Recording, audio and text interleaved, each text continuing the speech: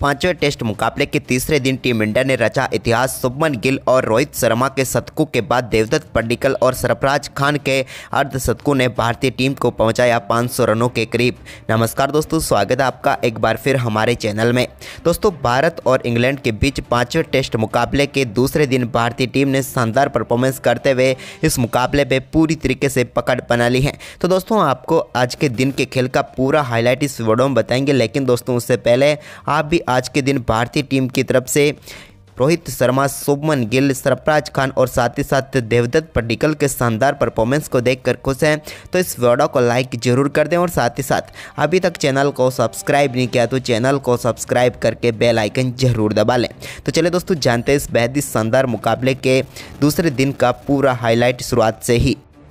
तो दोस्तों, आज पांचवें टेस्ट मुकाबले के दूसरे दिन भारतीय टीम ने एक बार फिर आगाज किया तो रोहित और गिल टीम इंडिया के लिए क्रीज पर उतरे, जहां पर रोहित शर्मा 52 रनों पर नाबाद थे तो वहीं पर शुभमन गिल 26 रन बनाकर क्रीज पर डटे हुए थे। लेकिन आज के दिन के तीसरे ओवर की पहली गेंद पर शोएब बशीर के रोहित शर्मा ने एक कमाल का छक्का लॉन्गॉन के ऊपर से जड़कर आगाज किया, तो वहीं पर इसके बाद 33वें ओवर की दूसरी गेंद पर उनके बल्ले से एक और कमाल का चौका देखने को मिला। इस बार उन्होंने मिड ऑफ की तरफ गेंद को चौके के लिए भेजा, तो वहीं पर इसके बाद 34वें ओवर की दूसरी गेंद पर शुभमन गिल के बल्ले से एक कमाल का स्ट्रेट शॉट देखने को मिला, जहां पर जेम्स एंडरसन की गेंद को उन्होंने 6 रनों के लिए भेजा। तो इसके बाद 34वें ओवर की चौथी गेंद पर भी उन्होंने एक और चौका बैकवर्ड पॉइंट की तरफ जड़ दिया शुभमन गिल ने जेम्स एंडरसन की गेंद पर।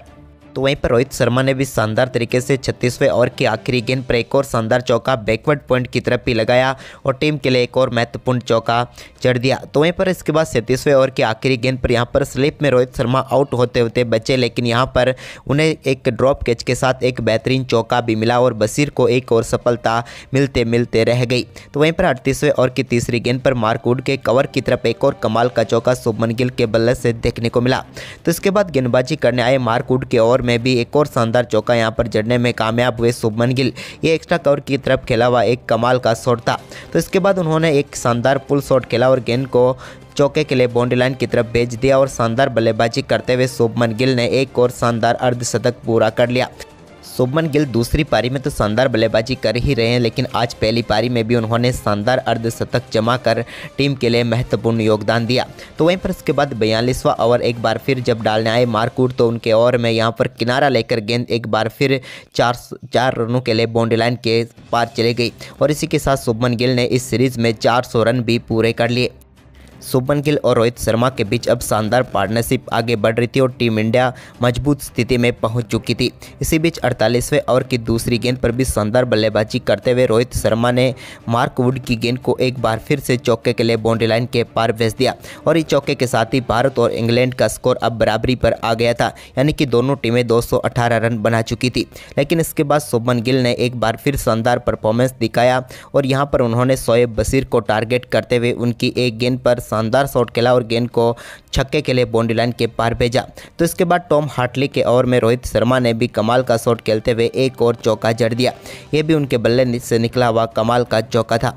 तो वहीं पर इसके बाद 53वें ओवर की आखिरी गेंद पर भी शुभमन गिल ने शोएब बशीर की गेंद पर एक और कमाल का छक्का जड़ दिया। इस बार उन्होंने गेंद को लॉन्गॉन के ऊपर से 6 रनों के लिए बाउंड्री लाइन के पार भेजकर गेंद को स्टैंड में डिपॉजिट किया।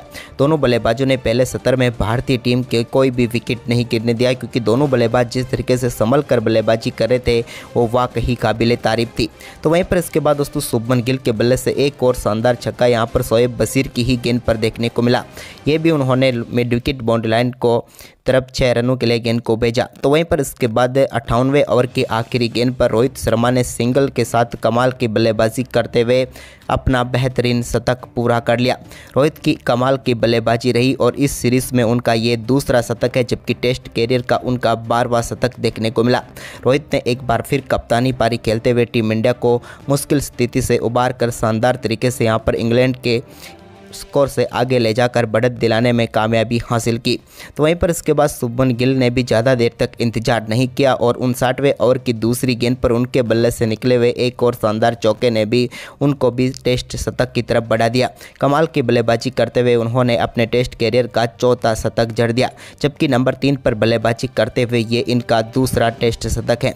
यानी कि कमाल की बल्लेबाजी अब इनके बल्ले से भी हमें देखने को मिल रही थी।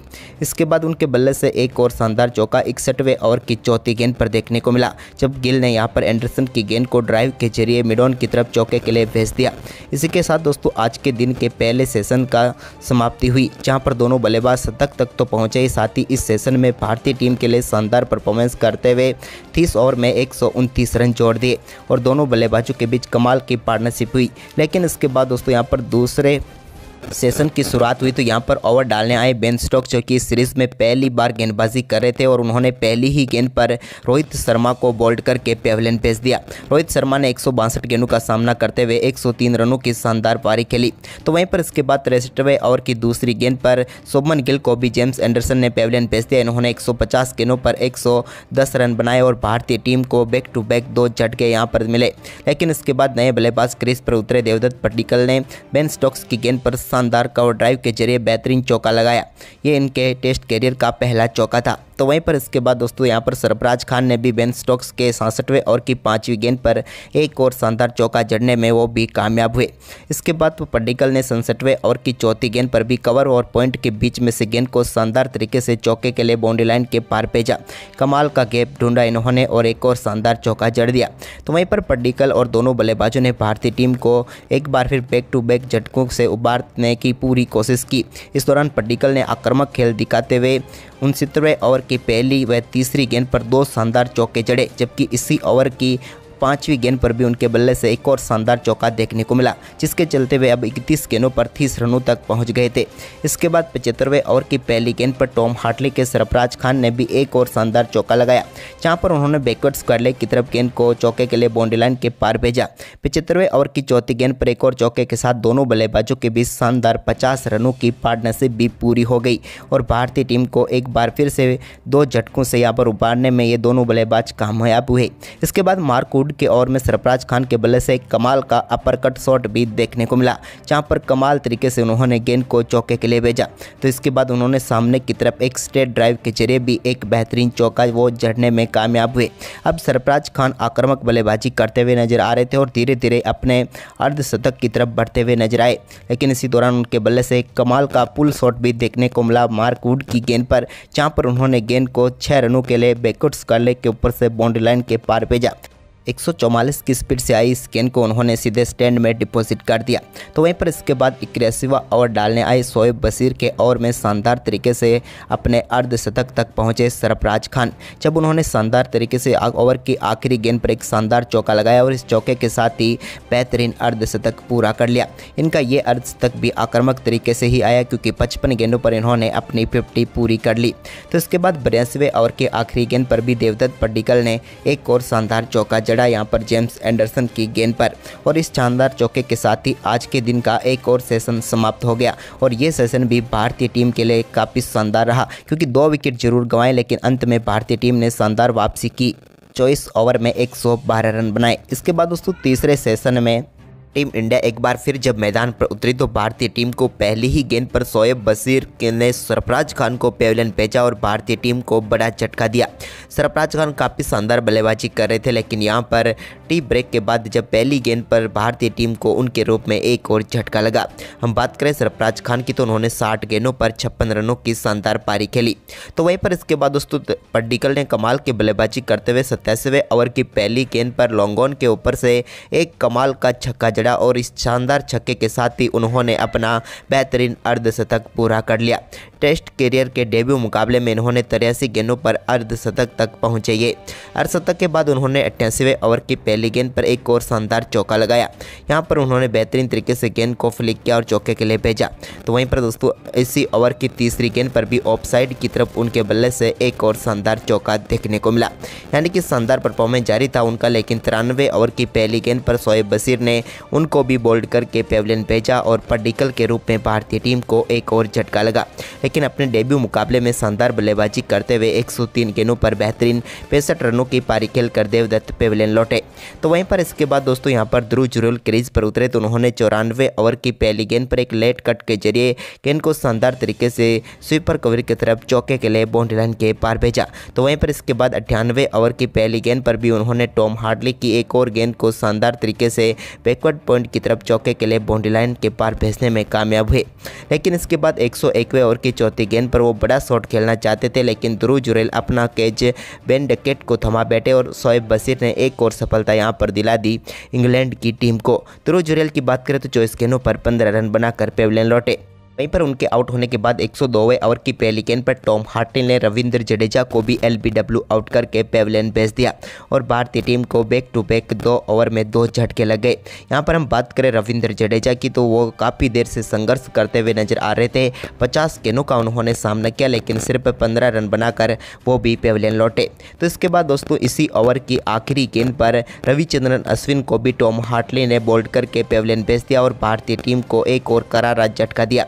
रविचंद्रन अश्विन अपने 100वें मुकाबले में बल्लेबाजी करने उतरे थे, लेकिन इस मुकाबले में वो खाता भी नहीं खोल पाए और 5 गेंदों पर 0 पर ही पेविलियन लौट गए।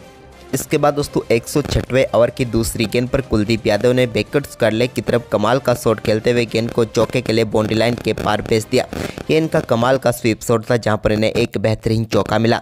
तो वहीं पर इसके बाद दोस्तों जसप्रीत बुमराह ने भी शानदार बल्लेबाजी करते हुए 111वें ओवर की आखिरी गेंद पर शोएब बशीर के एक शानदार चौका जरूर जड़ा, जिसके चलते टीम इंडिया का स्कोर और भी काफ़ी शानदार तरीके से आगे बढ़ा और इन दोनों बल्लेबाजों ने शानदार पार्टनरशिप कर डाली। वहीं पर दोस्तों आज के दिन के खेल की समाप्ति तक भारतीय टीम के इन दोनों बल्लेबाजों ने 108 गेंदों पर 45 रनों की शानदार पार्टनरशिप कर डाली, जहां पर जसप्रीत बुमराह 55 गेंदों पर 19 तो वहीं पर कुलदीप यादव 55 गेंदों पर 27 रन बनाकर क्रीज पर मौजूद थे।